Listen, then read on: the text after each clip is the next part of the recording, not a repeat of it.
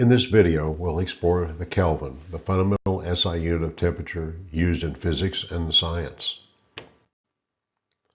Unlike Celsius or Fahrenheit, the Kelvin scale begins at absolute zero, the lowest possible temperature where all molecular motion stops. In 2019, scientists redefined the Kelvin using the Boltzmann constant, linking temperature directly to particle energy. The Kelvin and Celsius scales increase in equal steps, but Celsius starts at water's freezing point, while Kelvin starts at absolute zero. If you prefer Fahrenheit, you can convert by multiplying 9 divided by 5 and adding 32. For example, 0 degrees Celsius equals 273 kelvins or 32 degrees Fahrenheit. And absolute zero is a bone-chilling minus 459.67 degrees Fahrenheit.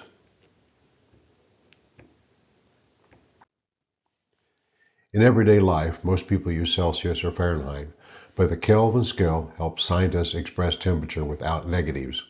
At room temperature, about 20 degrees centigrade, or 68 degrees Fahrenheit, that's roughly 293 kelvins. So every degree of change feels the same, only the starting point is different. The Kelvin is named after Lord Kelvin, a 19th century British physicist, engineer, and pioneer in thermodynamics, who established the idea of an absolute temperature scale. To summarize, the Kelvin anchors temperatures to energy itself, giving scientists and engineers a universal, absolute scale to measure temperature.